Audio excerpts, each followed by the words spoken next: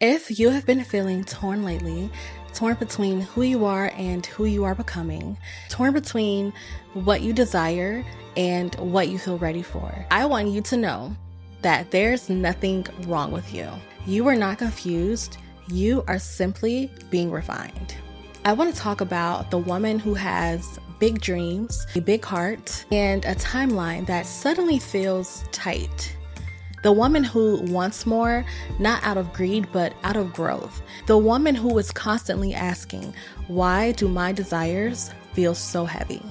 I want you to know that the weight that you're feeling is not failure. Desires becomes heavy when it's mixed in with fear. Not because you're ungrateful, not because you're greedy, because you are human. So let this just breathe for a second. God will place a desire in you, but it's the world, it's the comparison and the old wounds that try to twist it. Maybe it's that you want stability, love, success, beauty, purpose. All of those things are great things, but somewhere along the way, you may have started to believe that you're behind, that you should be further or smaller or richer or more confident or more well-known. And that pressure, that exhaustion, that is not desire. That is fear pretending to be ambition. And it's not that we are comparing ourselves to other people or wanting something that someone else have. It's just that most of us are craving alignment. And sometimes we are hard on ourselves because our desires feel so big and so glamorous and too bold, but you may think it's materialistic or unrealistic due to other people's expectations, but often it just means that we're becoming.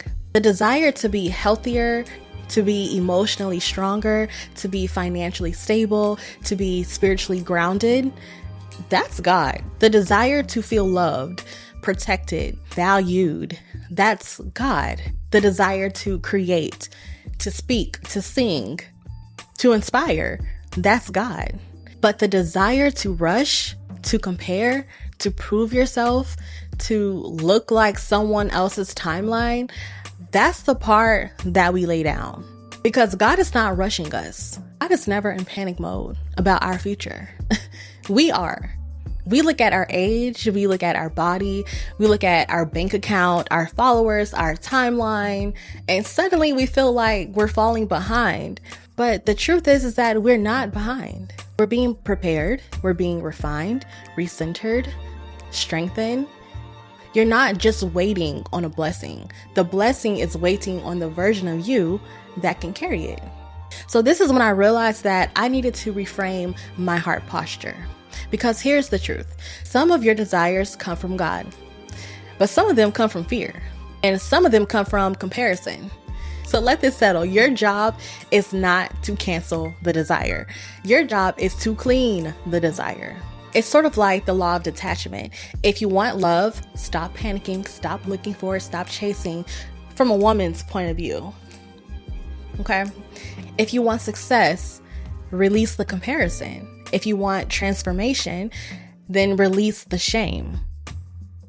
Something that just came up in my mind is in the Bible, in the beginning, when Adam and Eve were disobedient to God, God went after Adam still.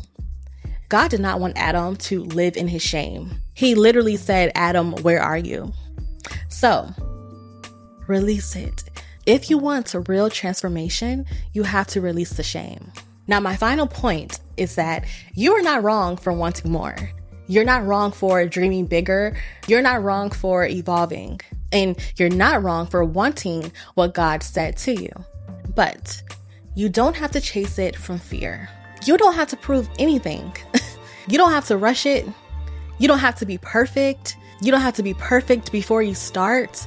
You just have to trust the desires that God placed on your heart. You have to trust that the desires that God placed on your heart are unfolding and in the right order, even if the order feels slow. There's a scripture that I love that reminds me and that grounds me whenever I feel that sense of, oh, I wish I had this, I wish I had that, or wow, their life seems so perfect. Hebrews 13:5. It says, keep your life free from covetousness. covetousness. Did I say that right? Keep your life free from covetousness. For God has said, I will never leave you nor forsake you. So in other words, you don't have to cling to anything out of fear. What's yours is not going to miss you. And God knows your heart. He knows exactly what it is that you desire. So if your heart feels scattered, heavy, or even conflicted, take a deep breath. You're not broken. You're not lost. You are just being refined. And I feel like 2026 is going to be the year of refinement and revealing, not so much rebranding, but like revealing who you already are inside, so that we all can finally receive what it is that we've been praying for. So if this message spoke to you, stay connected. Make sure you like, subscribe, comment, all of the things, because this is the space for women who are becoming. And I hope that you guys like my new setup. I'm trying out something different, so we'll see how I go. Anyway, all my love. Bye. Covetousness. Covetousness.